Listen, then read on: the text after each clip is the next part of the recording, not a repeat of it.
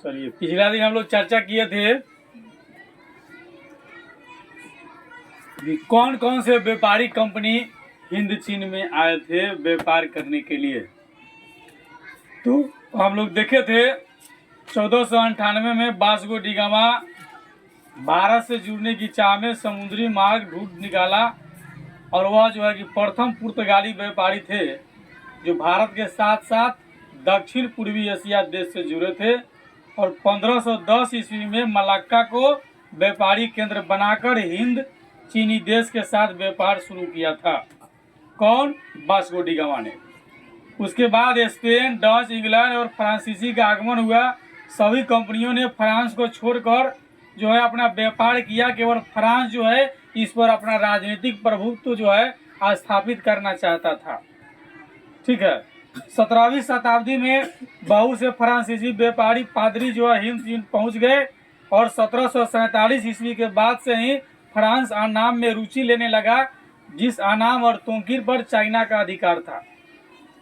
1787 में कोचीन चीन के शासक के साथ उसे संधि का मौका मिला, लेकिन अभी तक फ्रांसीसी अपनी ताकत का प्रभुत्व जो है पूर्ण रूप से जमा नहीं पाया था और 19वीं शताब्दी में अनाम कोचीन चीन में फ्रांसीसी पादरियों की बढ़ती गतिविधि के विरुद्ध जो है उग्र आंदोलन हो रहे थे। फिर भी 1862 ईस्वी में अनाम को सैन्य बल पर संधि के लिए बाध्य किया गया और उसके अगले वर्ष कंबोडिया भी संरक्षण में ले लिया गया। 1783 में तोंकीन में फ्रांसीसी सेना का प्रवेश हुआ। इस तरह 20वीं शताब्दी के शुरू होने तक पूरा हिंद चीन फ्रांस का गुलाम हो गया। आज हम लोगों की चर्चा का विषय है कि फ्रांस द्वारा जो है हिंद चीन में उपनिवेश स्थापना का उद्देश्य क्या था। ठीक ना, या फ्रांस द्वारा उपनिवेश स्थापना का उद्देश्य क्या है, यह अंडरस्टैंड के लिए, समझने के लिए जो है आपको लिख दिया गया है कि फ्रांस जो है कहाँ उपनिवेश की स्थापना करना चाहता था, तो हिंद चीन में। ठीक ना, फ्रांस के उपनिवेश की जो स्थापना वो करना चाहता था, उसका उद्देश्य क्या था, क्यों वह जो है कि हिंद चीन में उपनिवेश स्थापित करना चाहता था फ्रांस वाला। ठीक है, आज हमारी इसी विषय पर जो है चर्चा होगी। ठीक है, तो फ्रांस द्वारा हिंद चीन को अपना उपनिवेश बनाने का प्रारंभिक उद्देश्य डच एवं ब्रिटिश कंपनियों के व्यापारिक प्रतिस्पर्धा का सामना करना था। पहले भी हम लोग दूसरे बुक में चर्चा किए हैं कि कंपनियां आपस में जो है एक दूसरे के विरुद्ध में काम करती थी। ठीक ना, एक कंपनी चाहती थी कि हमको ज़्यादा मुनाफा हो, उसके मुकाबले दूसरी कंपनी चाहती थी कि हमको ज़्यादा मुनाफा हो। ठीक ना, और दोनों तीनों या अन्य कंपनियां चाहती थी केवल हम ही बने रहे मार्केट से, जो है हम अधिक लाभ कमाए। वह कंपनी मतलब कि एक दूसरे कंपनी में जो है लाभ कमाने की होड़ लगी हुई थी। प्रतिस्पर्धा, एक दूसरे में टकराव था, जरूरत पड़ने पर युद्ध भी होता था। ठीक है, तो फ्रांस जो है हिंद चीन को अपना उपनिवेश इसलिए बनाना चाहता था। पहला उसका उद्देश्य क्या था कि डच और ब्रिटिश कंपनी के व्यापारिक प्रतिस्पर्धा का सामना करना। ठीक है, दो कंपनी का ही सामना करना चाहता था। पहला डच, ठीक है, और दूसरा ब्रिटिश कंपनी। ठीक है, दो कंपनी जो है जो काम कर रही थी, ये दोनों को ही चाहता था कि हम यहाँ से हटा दे। कौन? फ्रांस। ठीक है, फ्रांस का पहला उद्देश्य था कि हम उपनिवेश स्थापित करेंगे। उपनिवेश का मतलब बताए थे कि कोई बाहरी व्यक्ति आकर के किसी क्षेत्र में अपना जो है वह बिजनेस शुरू करता है और सारी व्यवस्था जहाँ रहता है वहीं से लेता है और लाभ कमाकर वो अपने यहाँ चला जाता है, वही उपनिवेश कहलाता है। ठीक है, यानी दूसरे स्थान का व्यक्ति आकर के दूसरा कोई आकर के निवेश करता है ना, वह क्या होता है? उपनिवेश कहलाता है। ठीक है, तो भारत में फ्रांसीसी कमजोर पड़ रहे थे। जिस समय फ्रांस यह प्रयास कर रहा था उस समय जो है भारत में फ्रांसीसी कमजोर पड़ रहे थे। उस समय ताकत में नहीं था यह भारत में। चीन में उसकी व्यापारिक प्रतिद्वंदता मुख्य रूप से इंग्लैंड से था और चाइना में इसकी प्रतिद्वंदता जो है किससे था? इंग्लैंड से था। इंग्लैंड की कंपनी थी ईस्ट इंडिया कंपनी। ठीक ना, एक फ्रांस की थी फ्रेंच ईस्ट इंडिया कंपनी। ठीक ना। तो इसकी प्रतिद्वंदता भारत में जो है फ्रांसीसी कंपनी जो है या फ्रांसीसी का उपनिवेश जो है कमजोर पड़ रहा था। ठीक है, यह इसका मुख्य रूप से प्रतिद्वंदता किसके साथ था? चीन में। ठीक है, चीन में जो है किस कंपनी के साथ था? इंग्लैंड के साथ। इंग्लैंड की ईस्ट इंडिया कंपनी थी। ठीक है, उस समय चीन में कौन कंपनी का शासन था? इंग्लैंड के कंपनी का।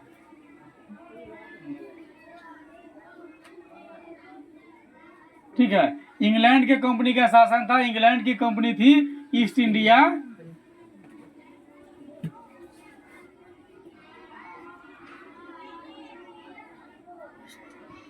कंपनी थी।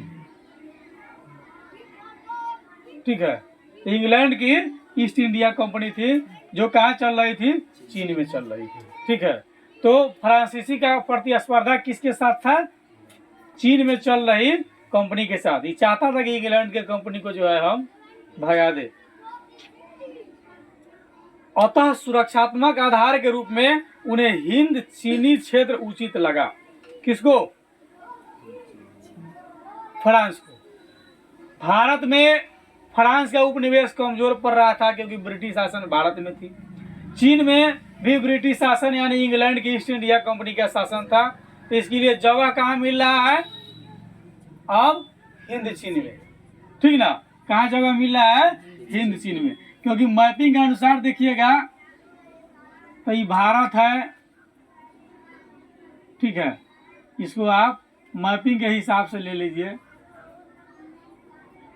और इसको इधर ले लीजिए।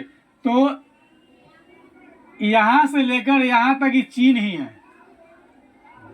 बीच में थोड़ा सा नेपाल है। ठीक है, लेकिन इस सब में कौन है? चीन है। आपका कैलाश पर्वत इत्यादि चीन में चला जाता है, चीन में पड़वे करता है। ठीक है, और ये भारत का हो गया। भारत का मैपिंग आप जो है एक अनुमानित मैपिंग हम ले रहे हैं। ठीक है, परफेक्ट नहीं ले रहे हैं, अनुमानित एक मैप ले लिए। ठीक है, ये आपका भारत का हो गया। उसके बाद में आप ले लीजिए हिंद चीन जो है, यहां से लेकर इस प्रकार से हिंद चीन है। ठीक है, यह अनुमानित मैप है, ये हिंद चीन का है, जिसको हिंद चीन। इसमें आपको कौन कौन है? लाओस, कंबोडिया और वियतनाम। हिंद चीन में कौन कौन है? लाओस,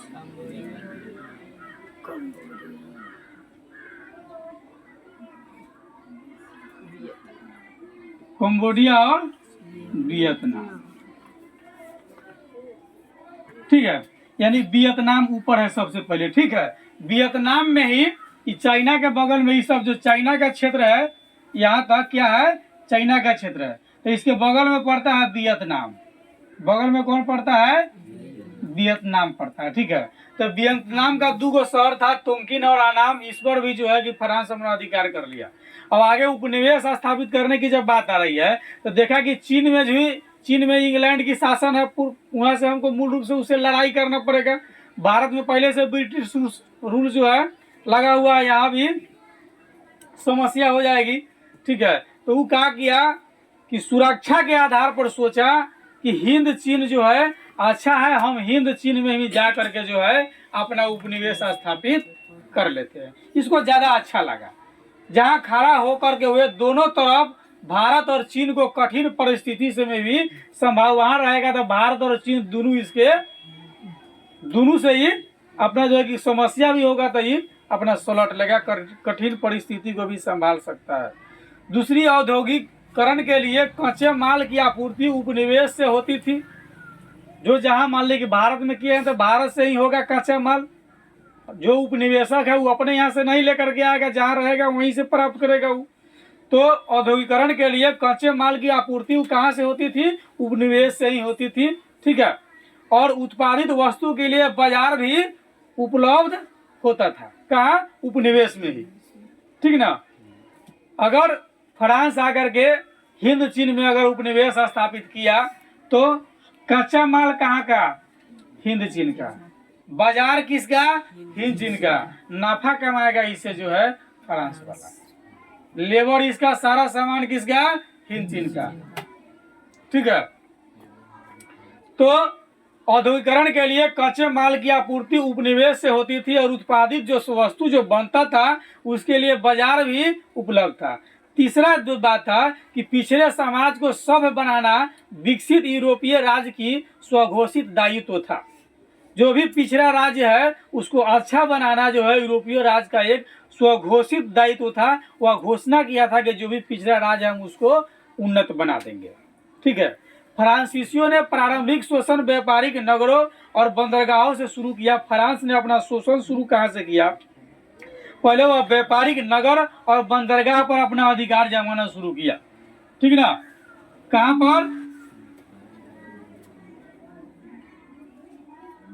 व्यापारिक नगर और दूसरा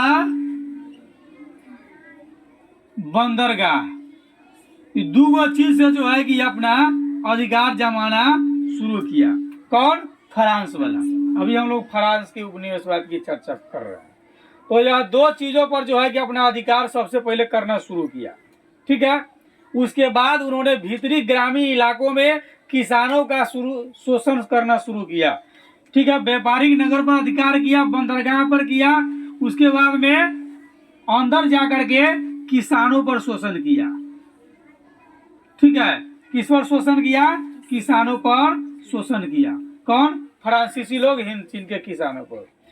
तोमकिन के जीवन का आधार लाल घाटी थी, जबकि कंबोडिया का मेकांग नदी का मैदान क्षेत्र और कोचीन चीन का मेकांग का डेल्टा क्षेत्र था।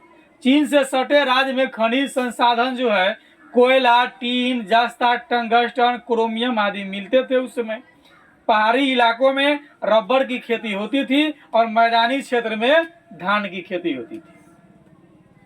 उस समय में चीन से सटे जो राज्य थे, ठीक है, जैसे असम में, जैसे भारत का चीन से सटा हुआ असम है। असम में क्या है? डिगबोई, वहां से तेल का उत्पादन होता है।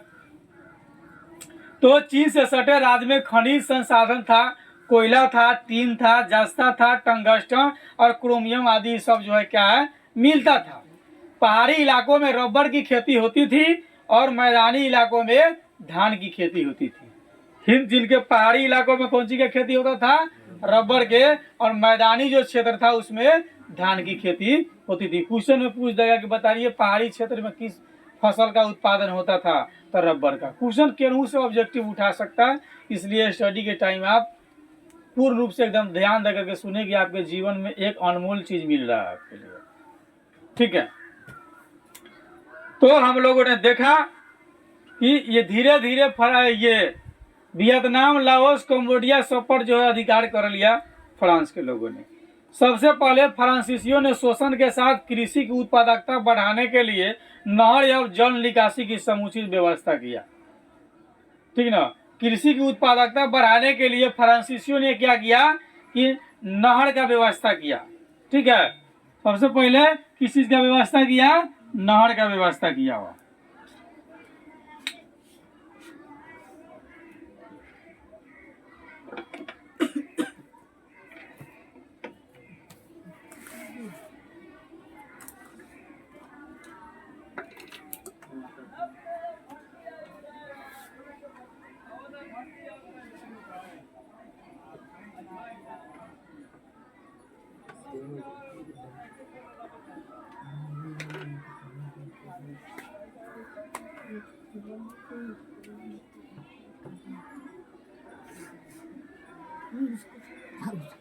तो बाद में चल जाना।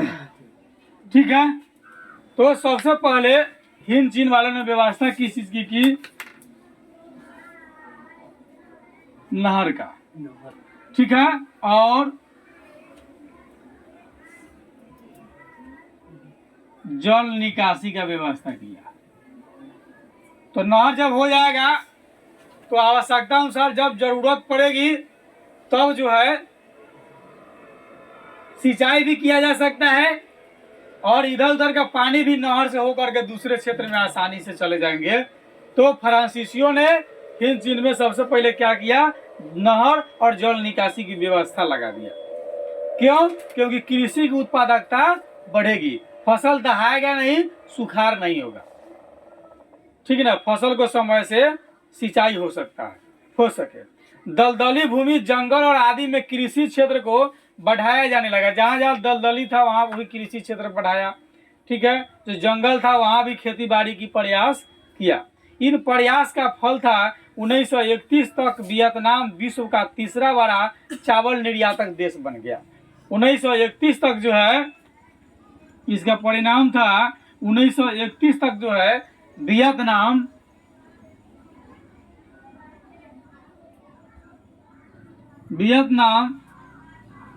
विश्व यानी कि पूरी दुनिया का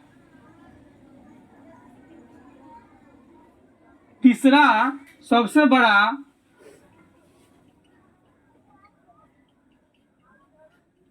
चावल उत्पादक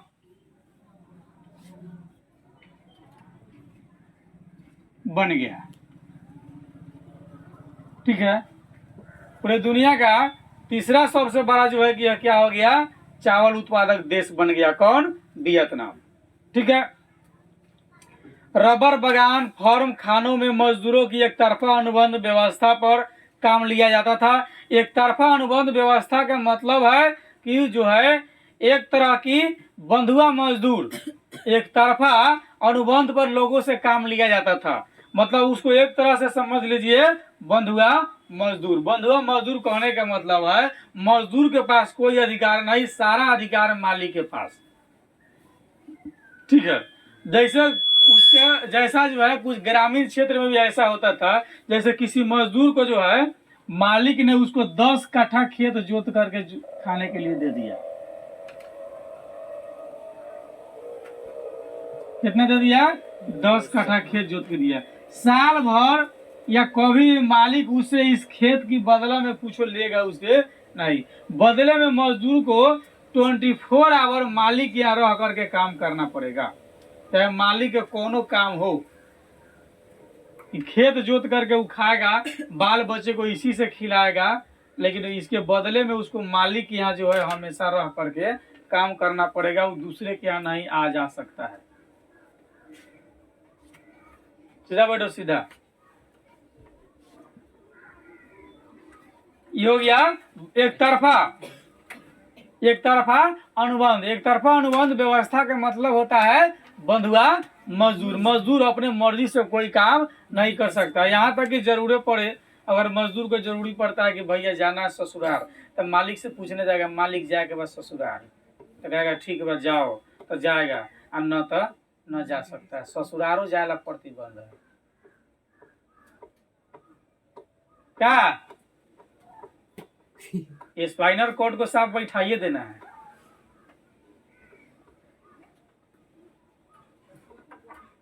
एक्शन में रहने दो उसको, एक्शन में स्पाइनल कॉर्ड को। दर्द को ऐसे बढ़ता है, दर्द को ऐसे बढ़ता है, साफ बुढ़ाड़ी वाला स्टाइल में रहता है।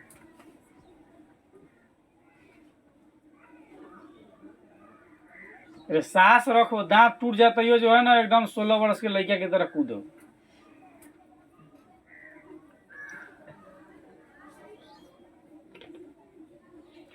ठीक है, तो हम लोग देख रहे थे कि फ्रांस जो है एक तरफा अनुबंध व्यवस्था पर मजदूरों से काम लेता था।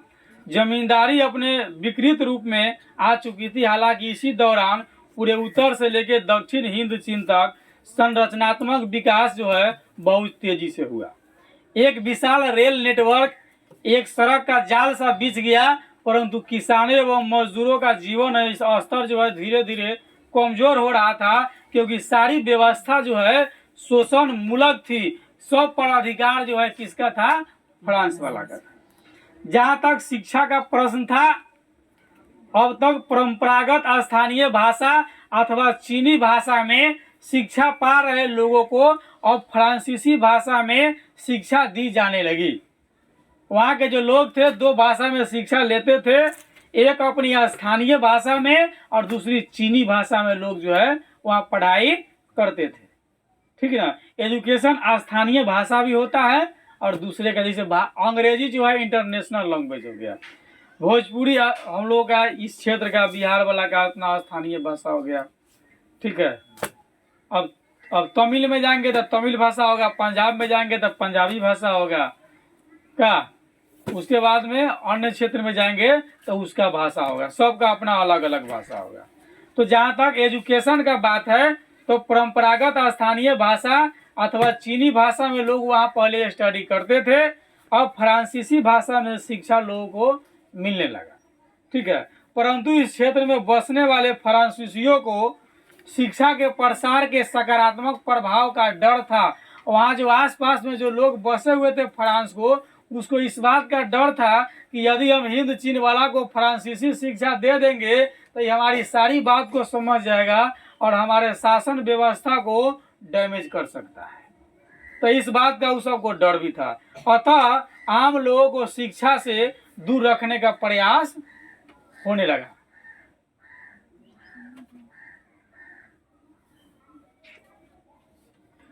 ठीक है, तो आम लोगों को शिक्षा से दूर रखने का प्रयास होने लगा कि हिंद चीन वाले लोगों को भाई शिक्षा नहीं दी जाएगी, वह नहीं पढ़ेगा। ठीक है, इसके लिए स्कूल के अंतिम साल की परीक्षा में प्राय अधिकतर स्थानीय बच्चों को क्या कर दिया जाता था, फेल कर दिया जाता था। ठीक ना, जैसे अभी आपके सरकार का अभी निष्ठा चल रहा है, सरकार का निष्ठा सुस्पष्ट है, न अधिक लड़का पास होगा और न अधिक नौकरी मांगने के लिए आएगा, एकदम स्पष्ट दिख रहा है। क्योंकि जो अधिकतम जो बच्चे जो मैट्रिक इंटर ग्रेजुएशन जो कर लिए हैं नौकरी मांगेंगे ही मांगेंगे। अब सरकार लगाया है कि ना ज़्यादा पास होगा और ना ज़्यादा नौकरी लेकर नौकरी हमसे मांगेगा, हम आराम से शासन व्यवस्था करते रहेंगे। इस तरह के माहौल पैदा कर दे कि जो है 70% बच्चा किसी तरह फेल हो जाए, जो नियति है। फ्रांस का वही सिस्टम था, वो चाहता नहीं था कि हम फ्रांसीसी शिक्षा जो है हिंद चीन वाला को दे। अंतिम वर्ष जब आता था तो अधिकतम स्थानीय लोगों को क्या कर देता था, फेल कर देता था, कहा कि तू फेल हो गया, असफल हो गया। ठीक है, और स्थानीय जनता और कॉलोनों की सामाजिक स्थिति में असमान जमीन का अंतर था। ठीक है, 1920 के दशक तक आते आते छात्र छात्राएं राजनीतिक पार्टियां जो है बनाने लगे थे। हनोई विश्वविद्यालय का बंद किया जाना फ्रांसीसी शोषण की पराकाष्ठा थी। वहाँ एक हनोई विश्वविद्यालय था, उसको बच्चों ने बंद किया, यानी कि बच्चे यह बात समझ गए कि फ्रांस वाला जो है हमको शिक्षा देना चाहता नहीं है, एक तो ढंग से पढ़ाता नहीं है और दूसरी बात अंतिम समय में क्या कर दे रहा है, फेल कर दे रहा है। ऐसे बढ़िया हम अपने चीनी भाषा में या स्थानीय भाषा में भी स्टडी करें। इसका रिजल्ट था कि हनोई विश्वविद्यालय को जो है बंद करना पड़ा। ठीक है,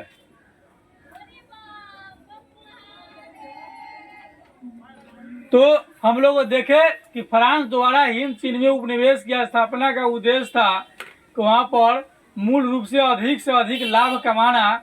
ठीक है, वहाँ पर मूल रूप से अधिक लाभ कमाना, कृषि क्षेत्र को उन्होंने बढ़ाया, लेकिन किसानों को स्थिति को अच्छा नहीं किया, किसानों की स्थिति खराब ही खराब थी। सिंचाई की व्यवस्था ठीक किया लेकिन उससे किसानों को कोई लाभ नहीं हुआ। शिक्षा की जहाँ तक बात था, लोग चीनी और अपनी स्थानीय भाषा में पढ़ते तो उसको छोड़ करके लोग अगर नहीं फ्रांसीसी भाषा में पढ़ेगा, लोग कहा कि नहीं फ्रांसीसी भाषा में लोग पढ़ेगा। और अंतिम समय में क्या करता था कि जितना लड़का पढ़ता था सबको फेल करवा देता था, क्योंकि उसको डर था पास हो जाएगा जब यह तो ये हमारे विरुद्ध में आवाज उठाएगा। ठीक है, अब हिंद चीन में राष्ट्रीयता के विकास पर हम लोग चर्चा करेंगे। तो हिंद चीन में फ्रांसीसी उपनिवेश को समय समय पर विद्रोह का सामना भी करना पड़ रहा था, समय समय पर लोग उसका विरोध भी करने लगा। ठीक है, और प्रारंभिक दिनों में उसको ये सब परेशानी झेलना पड़ता था। 20वीं शताब्दी के शुरू में यह और जो है तेज हो गया। अब छोटे छोटे मामले में भी लोग अपना असंतोष प्रकट करने लगे थे, जो है फ्रांस वाला से लोग ज़्यादा नाराज हो गए थे। उसी परिप्रेक्ष्य में 1903 ईस्वी में फान बोउ चाउ ने दुई तान होई नामक एक क्रांतिकारी संगठन की स्थापना किया, जिसका नेता जो है कुआंग दे था। फान बोई चाउ ने the history of the loss of Vietnam लिखकर हलचल पैदा कर दिया। और इसी परिप्रेक्ष्य में 1903 में जो है देखिए कौन था,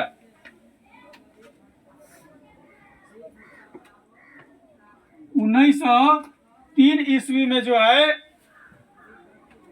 फान बोई चाऊ,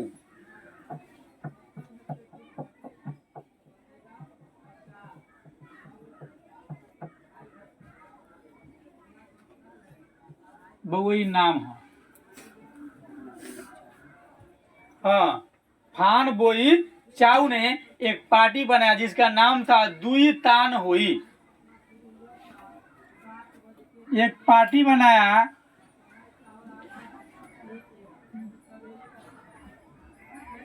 पार्टी का नाम था दुई तान हुई कि होई ना, होई है, होई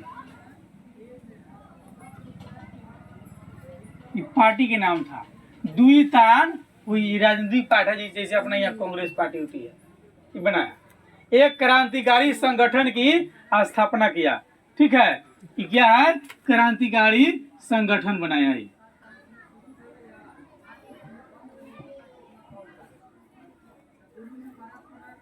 संगठन का स्थापना किया, ठीक है ना।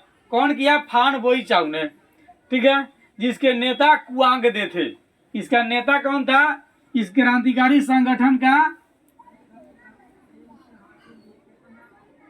कुआंग दे, ये आदमी के नाम है, ठीक है, कुआंग दे। फान बोई चाऊ ने एक किताब लिखा, the history of the loss of Vietnam. Loss माने समाप्त, खत्म की कगार पर है, यानी कि वियतनाम ऐतिहासिक दृष्टि से समाप्त हो रही है। एक किताब लिखा और लिखकर लोगों में हलचल पैदा कर दिया। कौन किताब लिखा, फान बोई चाऊ, ठीक है, the history of the loss of Vietnam. कौन लिखा, फान बोई चाऊ ने लिखा। अब आगे चलिए, 1905 में जापान द्वारा रूस को हराया जाना हिंद चीनियों के लिए प्रेरणा स्रोत बन गया। ठीक है, 1905 में जापान ने रूस को हराया, इतना शक्तिशाली देश को, ठीक ना। ब्रेकअप करो, चलिए। तो इसके बाद जो है हलचल पैदा कर दिया, the history of the loss of Vietnam लिख करके।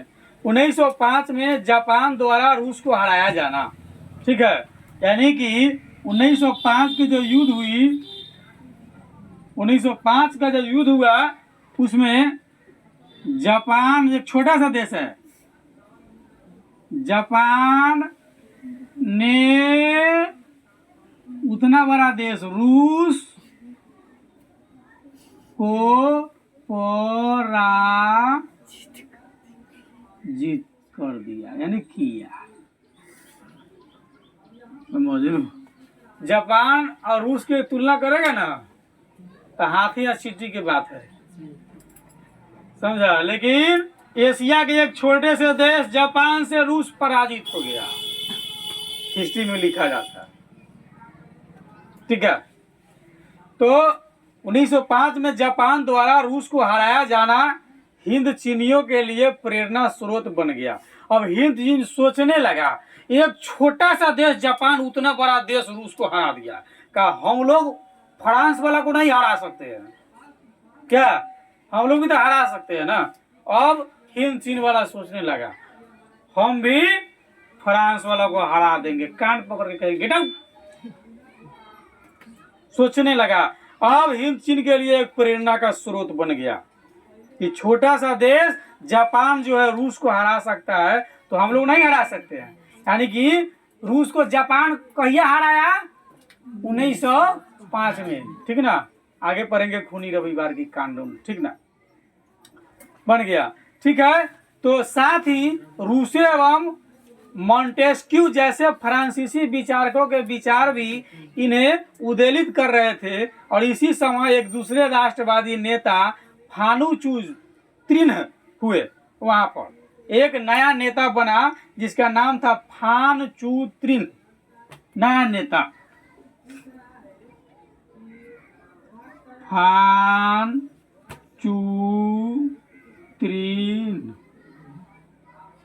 नेताजी के नाम है, ठीक है।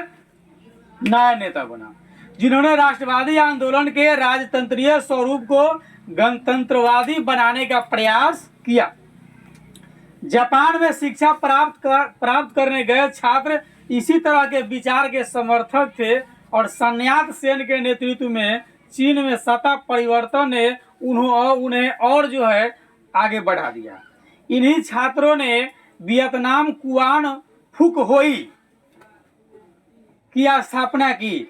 जो चीन जापान पर जो छात्र जो है हिंद चीन के पढ़ने कहाँ गए थे? जापान। छात्र कहाँ पढ़ने गए थे?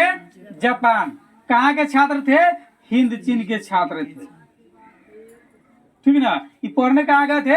जापान। जापान ने जब रूस को हरा दिया तो इन्हीं जो है मनोभाव के साथ जो है हिंद चीन के छात्र ने जो है अपने देश में आकर के हिंद चीन में एक जो है पार्टी बनाया, ठीक ना। एक पार्टी बनाया जिसका नाम था वियतनाम कुआन फुक होई।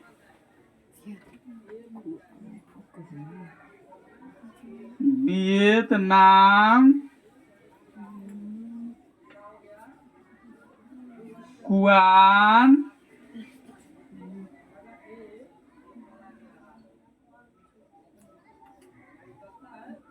फुक होई एक, ठीक ना, पार्टी बनाया, ठीक ना।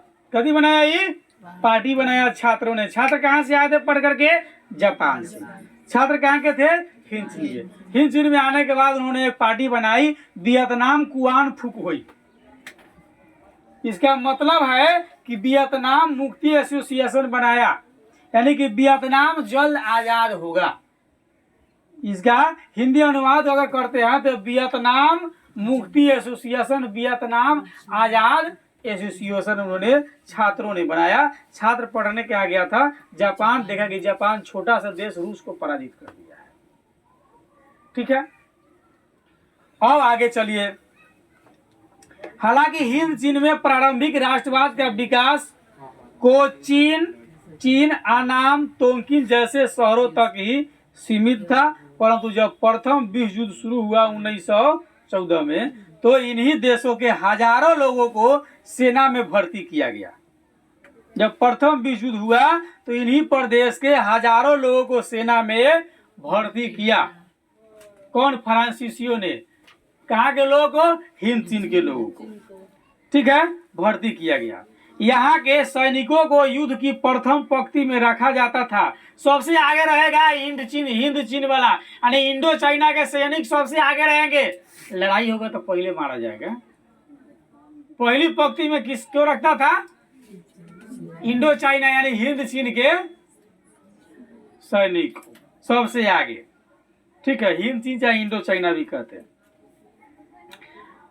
अतः मारे जाने वाले में इसकी संख्या ज्यादा होती थी। क्यों रखता था फ्रांस वाला? कि यहाँ की सैनिक जो है वो ज्यादा मर जाए, ठीक है। इन सब बातों की प्रतिक्रिया हिंद चीनी लोगों पर हुई और 1914 ईस्वी में वे ही देशभक्तों ने एक वियतनामी राष्ट्रवादी दल नामक संगठन बनाया। कौन? और जो सेना सब जो लड़ने गए थे, ठीक है, इसकी प्रतिक्रिया वहां के लोगों पर जब हुई तो 1914 में ही देशभक्तों ने जो सेना थे और कुछ ग्रामीण लोगों ने मिल करके एक वियतनामी राष्ट्रवादी दल जो है बनाया, ठीक है, जिसका पहला अधिवेशन कैंटन में हुआ। लेकिन सशंकित फ्रांसीसी सरकार ने इसको समाप्त कर दिया, कुचल दिया। दूसरी तरफ जनता की हालत निरंतर खराब होती जा रही थी। चीन का हिंद चीन के कृषि उत्पाद व्यापार और मत्स्य व्यापार पर नियंत्रण था। वहाँ के कृषि पर जो है हिंद चीन के कहता है कि चीन का हिंद चीन के कृषि उत्पाद व्यापार और मत्स्य व्यापार पर नियंत्रण था, फिर भी मुख्य राजनीति से अलग रहते थे। इसी कारण जनता ने इसे क्रुद्ध होकर के 1919 में चीनी बहिष्कार आंदोलन किया। सबसे पहले वहाँ के लोगों ने चीनी बहिष्कार आंदोलन किया 1919 में, ठीक है। 1919 में क्या हुआ चीनी बहिष्कार आंदोलन।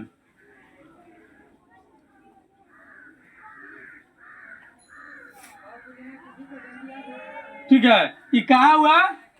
हिंद चीन में। कहाँ के लोग किया?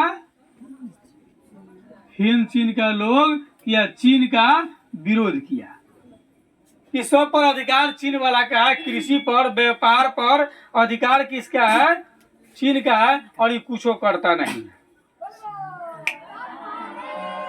हिंद चीन में फ्रांसीसी प्रभुत्व की स्थापना के साथ साथ शासन व्यवस्था पर भी ध्यान दिया गया।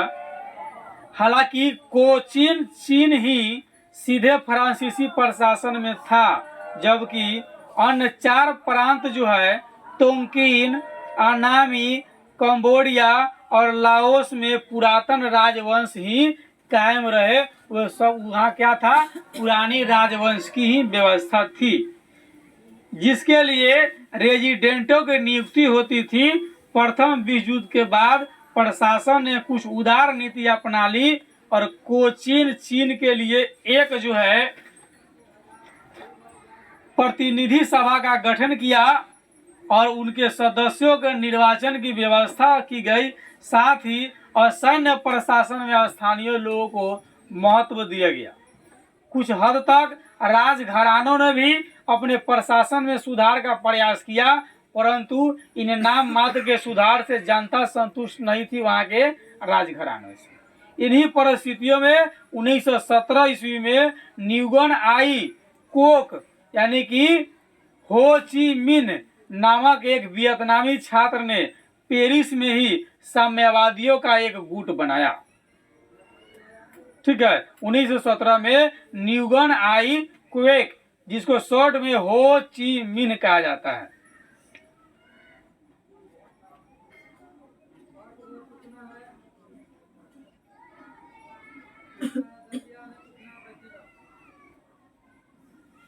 चीन है कि ची है? चीए है।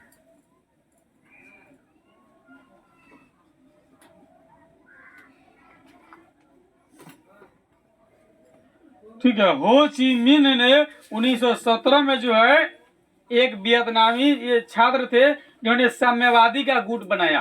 क्या किया इन्होंने? साम्यवादी गुट बनाया।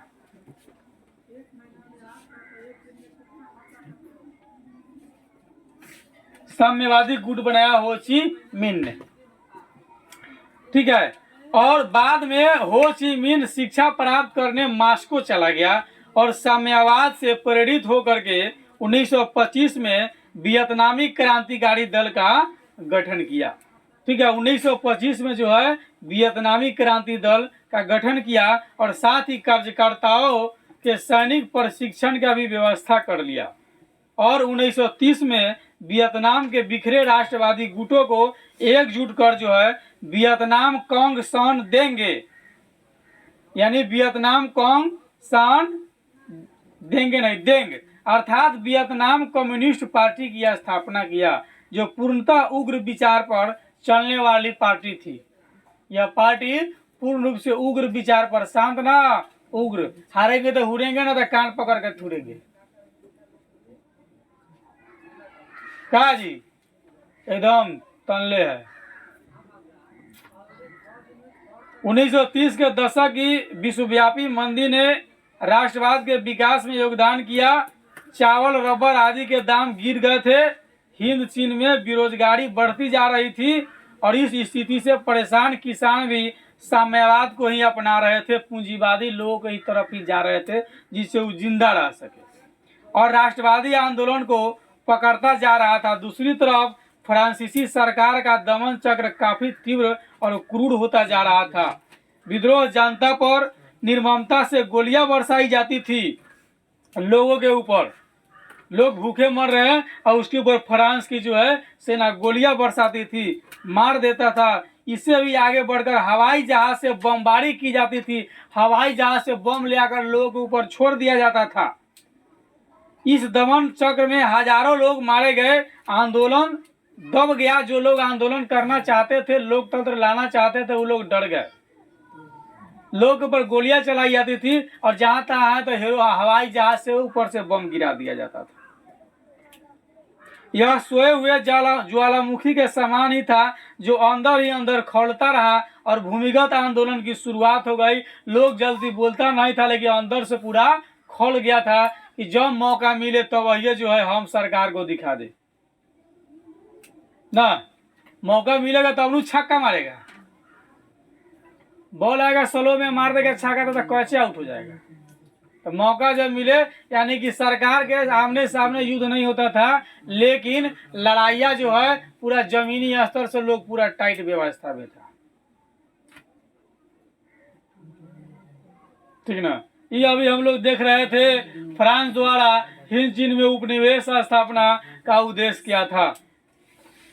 इसका मूल उद्देश्य था कि हिंद चीन में अपना अधिकार बनाए रखना, वहां के लोगों को दबाए रखना और कृषि इत्यादि पर अपना अधिकार करना, लोगों से काम करवाते रहना, लेकिन बदले में मजदूरी न के बराबर देते रहना, और जो है अनुबंध पर लोगों से काम करवाते रहना। एक तरफा अनुबंध की व्यवस्था करके, यानी पूर्ण रूप से लाभ ही लाभ कमाने का उद्देश्य था। किसका? फ्रांस वाला का।